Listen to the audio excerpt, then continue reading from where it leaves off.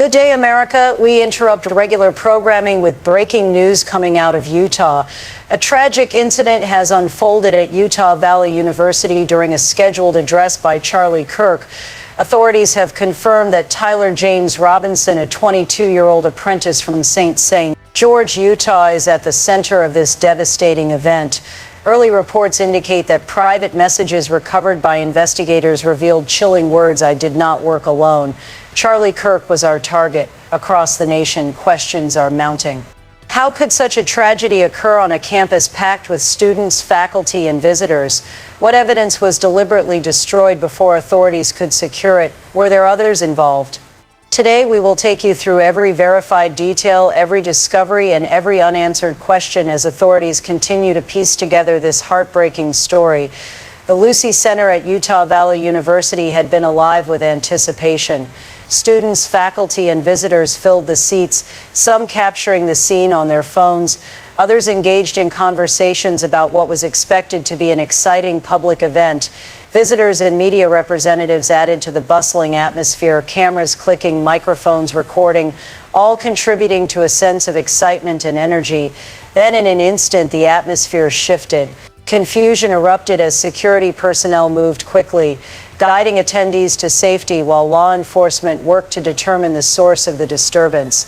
Within minutes, authorities identified the suspect as Tyler James Robinson, a 22-year-old apprentice electrician from St. George. Immediate questions arose. Why had he traveled hours to this campus? Was this a spontaneous decision, or had it been carefully orchestrated over days, weeks, or months? Robinson's background appeared ordinary. A quiet young man living a small-town life with no prior criminal record, now at the center of an investigation that would capture national attention. Every detail, from his travel to campus to his digital footprint, was being scrutinized to understand the full scope of what occurred. Law enforcement quickly secured the rooftop from which Robinson had positioned himself and began a meticulous search for evidence.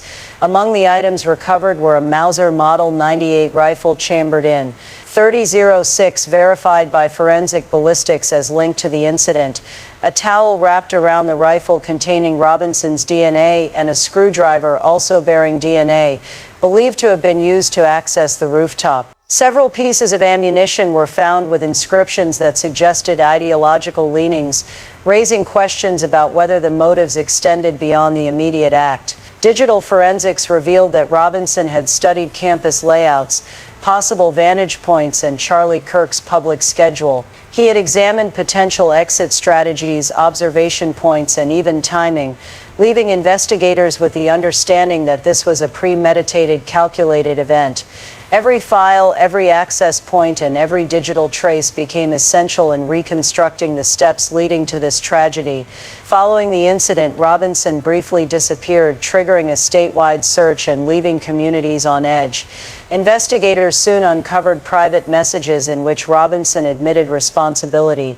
He wrote, "It was me at UVU yesterday, and I did not work alone." Charlie Kirk was our target. The confession shifted the focus of the investigation. Authorities began examining his circle, uncovering evidence that Robinson had received support from a close friend and roommate. While the extent of that support was unclear, it added a layer of suspense and complexity to the investigation. Who was this roommate, and what did they know? Investigators began reviewing communications, phone records, and digital interactions, seeking to determine whether the support was limited to moral encouragement or extended further. Every interaction added another piece to an increasingly intricate puzzle. At Robinson's residence, authorities discovered signs of deliberate destruction of key materials. Court filings indicate that he had written a note days before the incident outlining his intentions, but the note had been torn or burned before investigators could recover it. Questions arose immediately. Did Robinson destroy it himself, or was his roommate aware or involved in the destruction? Digital evidence showed files had been accessed, deleted, and altered, suggesting intentional concealment. Investigators painstakingly reconstructed timelines, reviewed security footage, and cross-checked every interaction. Each erased message or missing file intensified the mystery, indicating that Robinson may not have acted entirely alone, and that his support network, however limited, was significant in understanding the full scope of the incident.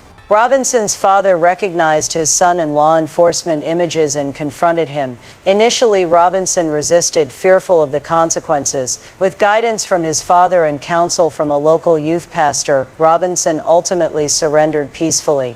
This crucial act prevented further escalation, allowed authorities to recover digital evidence, and enabled a detailed reconstruction of timelines and actions. Interactions between Robinson and his roommate became central to understanding the incident, as authorities sought to determine whether the roommate's support crossed into complicity and whether others in Robinson's circle may have influenced his decisions. Robinson now faces multiple charges under Utah law, including attempted aggravated harm, possession of a dangerous weapon, and reckless endangerment. He remains in custody without bail. The prosecution's case is extensive, including DNA linking Robinson to rooftop tools and the rifle, ballistics confirming the weapon's use, digital evidence demonstrating extensive planning and monitoring of Charlie Kirk's schedule, private messages confessing involvement and referencing others, and the destroyed note which suggests premeditation and potential hidden accomplices. Investigators continue to examine the communications involving Robinson's roommate to determine whether support extended beyond moral encouragement.